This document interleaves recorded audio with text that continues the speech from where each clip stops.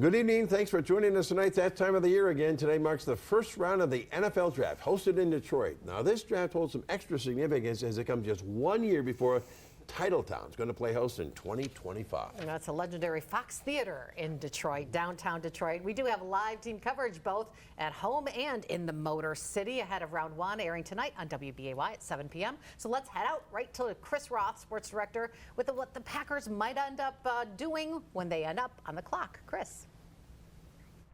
All right, Cammie and Bill, the time for mocking is just about over. The only selections that matter are coming up here shortly tonight. And Brian Gutekunst, you've heard us talk about this all week long, right? He admits there's a lot of subterfuge in the process. Said you never want other teams to know what you're thinking. And the Packers actually use, remember, they're allowed 30 pre-draft visits with prospects. They actually use some of those to create a smokescreen. So the question for all of us when it comes to Iowa defensive back Cooper DeJean and all that interest supposedly, is it genuine or is it a smokescreen? This is by far and away the player most often mocked to the Packers tonight if they stay at 25. And last night, if you were with us for Cover 2 Draft Edition, you heard Rob Demoski of ESPN.com say that he was told this was the Packers guy as far back as a month ago. So that's the question for all of us. The question for the teams who are considering DeJean is this: is he a corner or is he a safety? I think he can do both. I think he's very versatile that way. I think he's obviously a very good athlete. His ability to take the ball away is very impressive. Obviously, he's got some team's ability as well. So he's a very well-rounded player. I think he could do either. I think it's really going to come down to just where you may need him. All right, if it is DeJean, that, of course, would make it 2 straight years with a first-round pick coming off that Iowa defense following Lucas Van Ness. And keep in mind, Goody has gone defense with his first-round pick in 5 of his 6 drafts. He selected 7 defensive players there, and all 7 have been from Power 5 schools. So clearly he values playing at the highest level of competition if he's going to go in the first round. The only non-Power 5 first-round pick for Goody, by the way, Jordan Love. Bill and Cammie? All right, thanks, Chris. Packer fans, they travel well, and they're well represented, of course, in the Motor City this weekend. Speaking of traveling, Emerson Lehman caught up with 2 cheeseheads from England who made the trip to support the team in Detroit. He's live now in the Motor City. And Emerson, no doubt about it, these are some diehard fans. Yeah, Bill, Cammie, I think diehard might be an understatement. An 11-hour international flight from England just to be here for the 2024 draft in Detroit. But hey, it was all worth it for Daniel Henbridge and Lauren Saddington. Daniel, he's from Manchester, and he was chosen as the Packers' 2024 International Fan of the Year. What an honor for him, and that's not all. So the Packers have brought us out for the draft, and we get to announce a day 3 pick for the Packers. So that's why we're here. So you will be up on that stage announcing a pick. Yeah. You nervous about that? Packers Hall of Famer, hopefully. Yeah. No, we're really excited. Future Packers Hall of Famer. That's what all the fans back home love to hear right now. I was talking with Daniel. He said that they've been to Lambeau Field for a game 2 years ago, and they're already making plans to be back there this fall to see that future Hall of Famer, their draft pick that they'll be announcing out on the gridiron in Titletown. So that will be a really, really cool experience for them. A wonderful couple to talk to, and that has been the case with all the Packers fans that we've been chatting with here in Detroit. They are out here in numbers, ready to support the green and gold. Reporting live at the NFL Draft here in Detroit, Emerson Lehman, Action 2 News. Thanks, Emerson. A beautiful afternoon out there, too. Well, right now, hotels in our area already preparing to welcome 250,000 people when the draft comes to Titletown next year. Some rooms are already available and more are likely to pop up over the next few days and months. Discover Green Bay's Vice President of Visitor Experiences says his team is over the moon to show the world what Green Bay has to offer. The Visitor Center is working closely with hotels, restaurants, and other activities that people might check out to help make the best first impression possible. They do have some advice for you if you want to be right where the action is or if you have loved ones visiting on draft week. Make your plan and get excited about it. Lock your stay in and make it all happen. And we're excited to welcome you and all your friends and fans and whatnot from around the world really here to the Green Bay area. And if you're having trouble finding exactly what you want hotel room wise, keep checking back. Call Discover Green Bay or call the hotel because you really might not be out of luck. Some places are waiting to open up rooms for draft week still. And just a reminder, Action 2 News at 10 will be airing late. probably really late tonight due to ABC's coverage of the first round of the NFL draft in Detroit. You can catch that draft starting at 7 o'clock right here on WBAY TV2. Off the dock and on the clock, Green Bay now officially has the NFL draft. I can think of no better place to host the NFL draft for the great state of Wisconsin and Green Bay. A ceremonial football ferried across Lake Michigan, being biked north right now from Milwaukee to Lambeau Field. Bicycling is a big part of the state of Wisconsin, just like football is. And so to be able to combine the two together, it's a great opportunity to just be a part of it. Our countdown to the draft coverage tops Action 2 News at 5.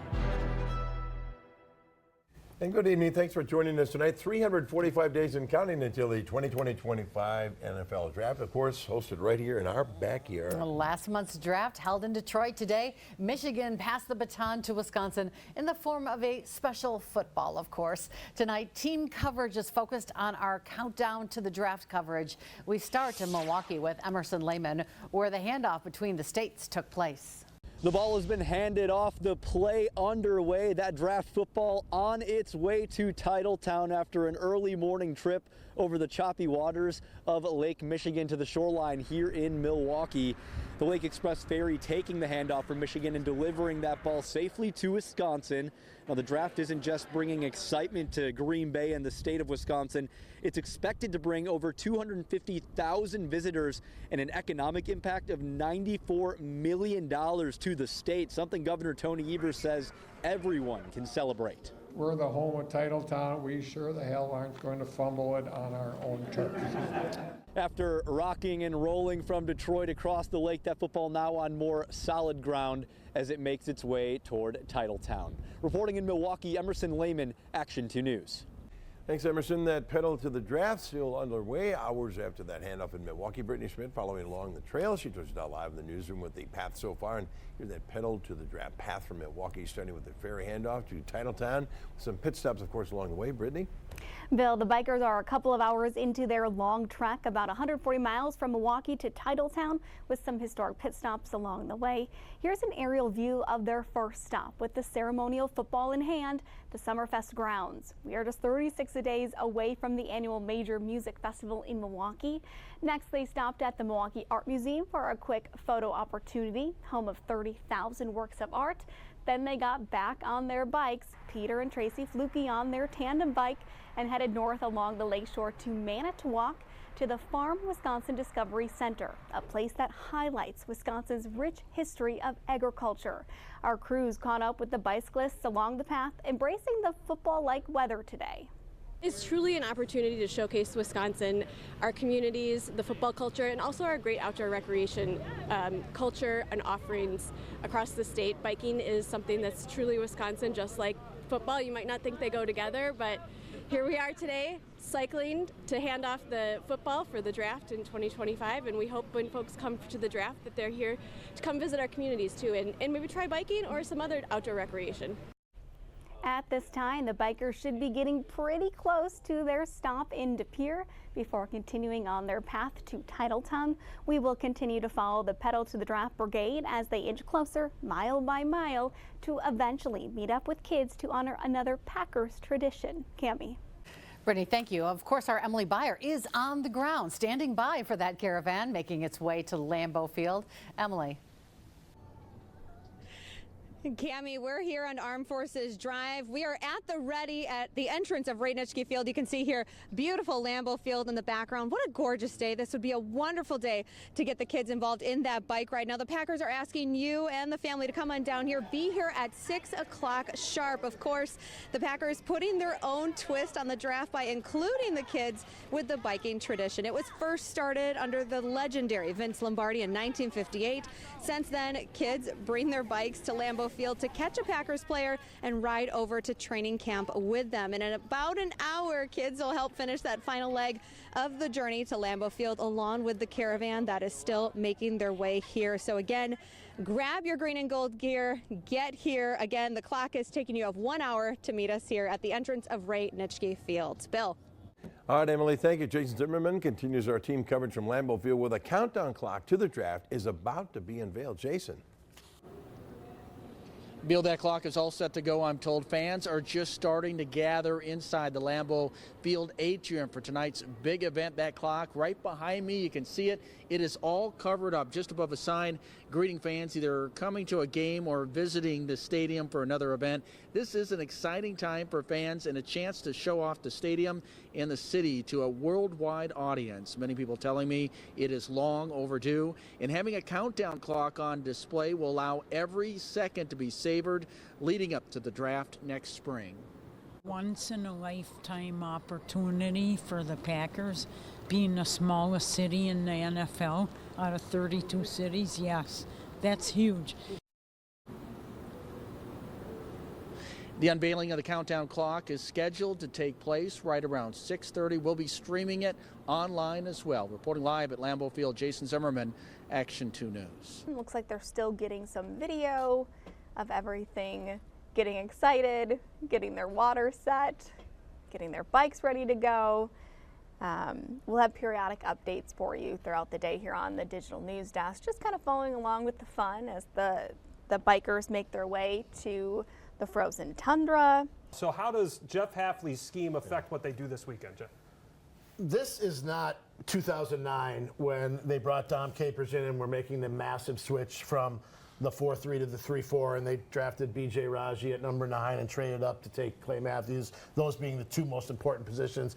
The players are much more adaptable right now. Schemes aren't as rigid as that. I don't think, Chris, that it's a major focus where they have to all of a sudden change their philosophy. Do they have to maybe narrow the focus just a little bit? Yes, but they still need another safety. They still need another linebacker. But I don't know that necessarily at pick 25 or wherever in the first round that it has to be one of those guys like it did, what was that, 15 I think too much is made of the 4-3 versus 3-4. Everybody gets so wound up. They're looking for athletes who can run around and do the things Hafley likes to do, especially in his presser packages. So that's where I think they're centered. Yeah, there'll be some adjustments for responsibilities, guys like Kenny Clark perhaps and Rashawn Gary. But I think they believe they've got guys that can make that adjustment, and let's see where it goes. I think two things. I think one, we need to see how Quay Walker is going to function in this system. If anybody should benefit from this, it would be him and Kenny Clark. But secondly, and Rob and I were talking about this on Wilde and Tausch the other day, the idea... Shamelessly, I was just about to plug it, but go ahead. You can plug it again. I'm trying to maximize listenership, especially when Rob's on, because he's the bold one. But look, the other part of this is we're going to find out their plans for other players on defense based on what they do drafting defensive players in these 3 days. Do they think Kenny Clark is worthy of a third contract? Because it feels to me like the youth movement is nobody's worth a third contract. As Green Bay prepares to host the 2025 NFL Draft, the excitement is reaching all corners of the region. One farm in northeast Wisconsin turning fall fun into a celebration of the big event. In our countdown to the draft series, Emily Riley takes us to Petals and Plows in Ripon, where a draft-themed corn maze will soon be open to the public. Petals and Plows Greenhouse is setting the stage for a memorable fall season. The Kaufman family farm is unveiling its much-anticipated 18-acre corn maze on September 7th, with a design that celebrates Green Bay's upcoming role as the host city for the 2025 NFL Draft. We've got the draft logo in it, we've got a football, and then we've got some things that, are very near and dear to our roots with, a tractor, with a cow, and we've also got cheese in there for Wisconsin. So really one of our best designs, I think. The maze offers something for everyone. Visitors can choose from 3 different maze lengths, short, medium, and long. Each provide their own challenge. Wade Kaufman from Petals and Plows says the experience is different for every visitor. I've had people in it do it the entire thing in 45 minutes. I've had people in here for 3.5 hours. Just for reference, I'm standing about 5'2", and these corn stalks tower over me. It's very easy to get lost here. As part of a larger celebration of Wisconsin's agricultural heritage, Petals and Plows is one of 4 farms creating draft-themed mazes this fall.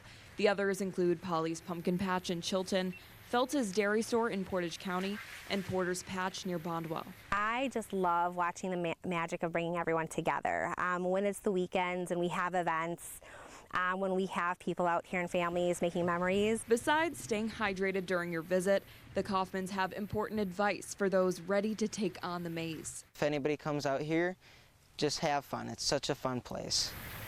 In Ripon, Emily Riley, Action 2 News.